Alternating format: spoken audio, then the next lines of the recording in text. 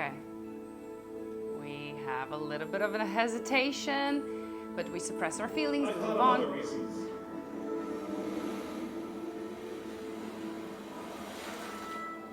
Wade? Okay.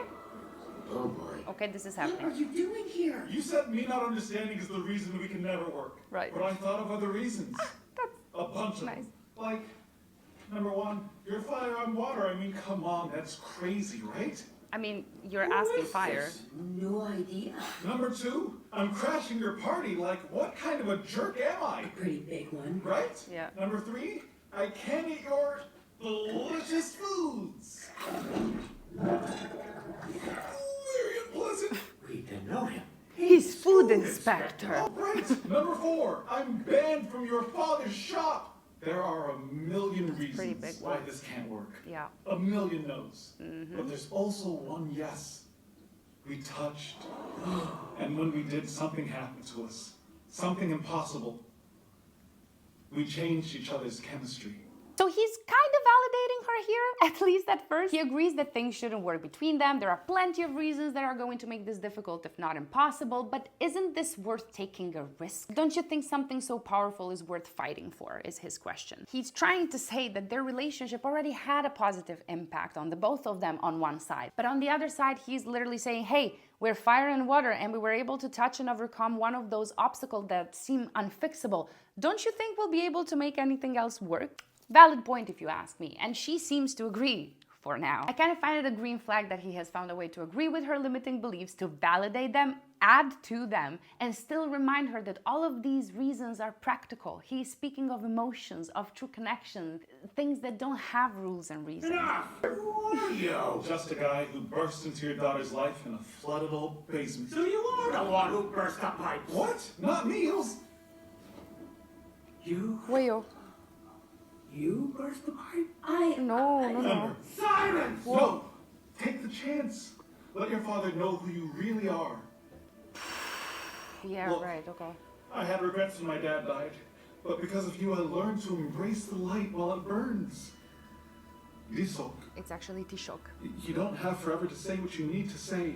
Yes, Wade responded in a fight or flight state which prioritized immediate defense over considering the context. But notice how Ember's father proceeds to be disappointed at his daughter without even asking what happened. It's like it doesn't even matter, actually. This is called authoritarian parenting. He quickly jumps to judgment based on his assumptions about what is right, prioritizing his feelings over his daughter's. This is where Bernie and Wade are fundamentally different, by the way. Bernie consistently judges and expects his daughter to change her emotional patterns to fit his ideals of right and wrong. Wade instead encourages her to explore her feelings and act according to what she thinks is right and wrong. Now, when Ember is about to explain herself, submitting to the hierarchical dynamic of their relationship, Wade tries to intervene and help her out and doesn't back down when the father becomes aggressive. Instead, remains focused on his goal: encourage her to be honest and speak to her father openly, to take the chance to be happy and prioritize her desires. But the greenest of green flags is that he tries to relate his values to the ones of her culture. He mentions Tishok, a concept Ember mentioned earlier about taking the chance when presented, because it will not always be there.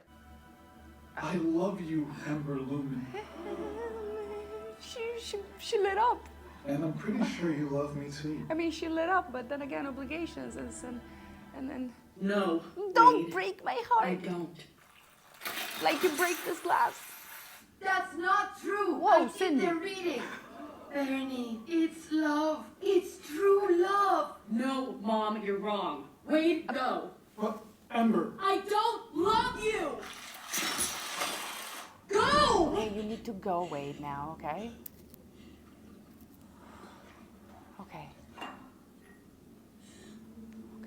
So he takes a chance and expresses his feelings publicly, hoping that she can follow his lead and do the same, but unfortunately Ember isn't still ready. And that's quite okay. Even when her mom intervened, it was quickly discarded, as it seems the hierarchical structure favors her father's opinion over her mother's. Ember is still at war between love and duty. That's why I think that him coming here was needed for Ember's growth. By exposing the truth, Wade also exposed the cracks in the relationship between Bernie and his daughter. While this is a very painful moment for all involved, this pain is also needed for their growth as individuals. individuals and to evolve their current dynamics, because all of them are quite stuck, stagnant. Bernie needs to accept his daughter as an adult and has the right to choose her own path, and it doesn't mean that she is betraying her culture. Ember needs to learn that she is in control of her life and that a loving family means a family that is supportive of one's dreams and aspirations. And Wade needs to learn that a grand gesture doesn't guarantee a positive outcome. Emotion is not everything in life. Listen, I know things look pretty bad right now, but again, pain and discomfort are needed for growth. It's like a seed transforming into a flower. It will go through multiple phases and it will need different things at different stages, but only by going through those phases it will become a flower. What kind of food inspection is this? Food inspection of the heart, sir.